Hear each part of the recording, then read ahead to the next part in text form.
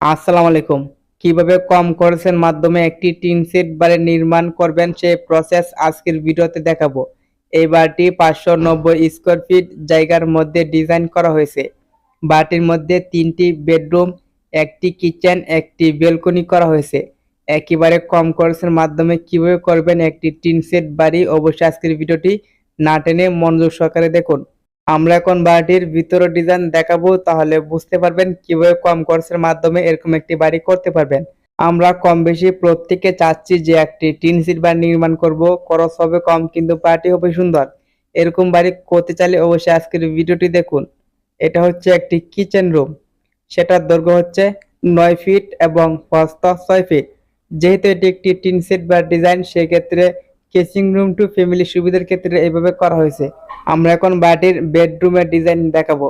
এটা হচ্ছে একটি বেডরুম, সেটার দৈর্ঘ্য হচ্ছে 14 ফিট 9 ইঞ্চি এবং প্রস্থ 12 ফিট। এখানে দুটি বেডরুম করা হয়েছে আর একটি পকেট বেডরুম, এ নিয়ে মোট 3টি বেডরুম। দেখতে পাচ্ছেন উপরে টিন সেটের সাথে কাঠ ব্যবহার করা হয়েছে। আসলে আমাদের অঞ্চলে অনেক সুন্দর সুন্দর আমরা বাড়ির ডিজাইনের কাজ করে থাকি। সো আমাদের কাছ থেকে পরামর্শ নিতে চাইলে অবশ্যই কমেন্ট করতে পারেন। আর আপনার কাছে ছোট্ট একটা রিকোয়েস্ট থাকবে, বা ডিজাইনটি ভালো লাগলে অবশ্যই একটি লাইক দিবেন। এটা হচ্ছে বাটির মধ্যে দ্বিতীয় বেডরুম, সেটার দৈর্ঘ্য হচ্ছে 14 ফিট 9 ইঞ্চি এবং প্রস্থ 12 ফিট। আমরা এখন দেখে নিব তৃতীয় যে বেডরুমটি থাকছে অর্থাৎ পকেট বেডরুম, সেটি কিভাবে করা হয়েছে এবং দৈর্ঘ্য প্রস্থ কত। তারপর দেখাবো এই বাড়িটি কিভাবে কম খরচের মাধ্যমে করতে পারবেন। এটা হচ্ছে একটি পকেট বেডরুম অর্থাৎ তৃতীয় বেডরুম, সেটার দৈর্ঘ্য হচ্ছে 9 ফিট এবং প্রস্থ 6 ফিট। মাঝখানে থাকছে একটি লম্বা বেলকনি, সেটার দৈর্ঘ্য হচ্ছে 10 ফিট এবং প্রস্থ 6 ফিট। আপনাদের কাছে আমাদের একটাই রিকোয়েস্ট থাকবে, বা ডিজাইনটি ভালো লাগলে একটি লাইক দিবেন। আমাদের পরবর্তী আর সুন্দর টিন সেট বা ডিজাইন দেখার জন্য আমাদের চ্যানেলটি সাবস্ক্রাইব করে রাখবেন। যারা সাবস্ক্রাইব করেছেন সবাইকে অসংখ্য ধন্যবাদ। এটা হচ্ছে বাটির ডান পাশে ডিজাইন। আমাদের চ্যানেলে নিয়মিত সুন্দর সুন্দর বাড়ির ডিজাইন নিয়ে ভিডিও আপলোড হবে, আশা করি সবার কাছে ভালো লাগবে। আমরা এখন দেখে নেব বাটির পিছনে কিভাবে ডিজাইন করা হয়েছে এবং পিছনে কিরকম করা হয়েছে।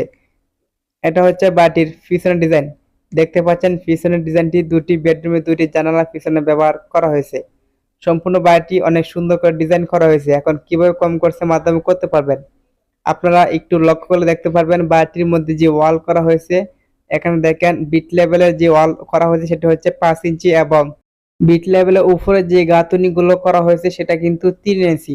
দেখুন 5 ইঞ্চি এবং 3 ইঞ্চি দিলে কি হবে, আমাদের অনেকগুলা ইট বেঁচে যাবে অর্থাৎ খরচ কম হবে। যেহেতু আমরা প্রত্যেকটা বাড়িতে আমরা বিট লেভেলে 10 ইঞ্চি ব্যবহার করি এবং বিট লেভেল উপরে যে ওয়ালগুলো ব্যবহার করি 2 ফিট 3 ফিট কিংবা 2.5 ফিট, সেগুলো আমরা 5 ইঞ্চি ব্যবহার করি। কিন্তু বাড়িটির মধ্যে বিট লেভেল হচ্ছে 5 ইঞ্চি এবং বিট লেভেল উপরে যে ওয়ালগুলো থাকছে 1.5 ইঞ্চি আর ভিতরে থাকছে 2 ইঞ্চির 2.5 ইঞ্চির মতো, সেটা হচ্ছে 3 ইঞ্চি। আমাদের কাছ থেকে পরামর্শ নিতে চাইলে অবশ্যই কমেন্ট করবেন।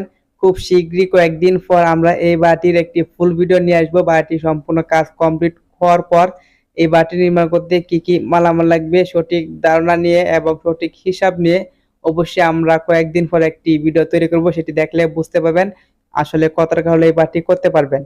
অবশ্যই আমাদের সাথে থাকবেন, তাহলে আরো সুন্দর সুন্দর বা ডিজাইন দেখতে পারবেন। আজকের মতন বিদায় নিচ্ছি, দেখা হবে নেক্সট ভিডিওতে।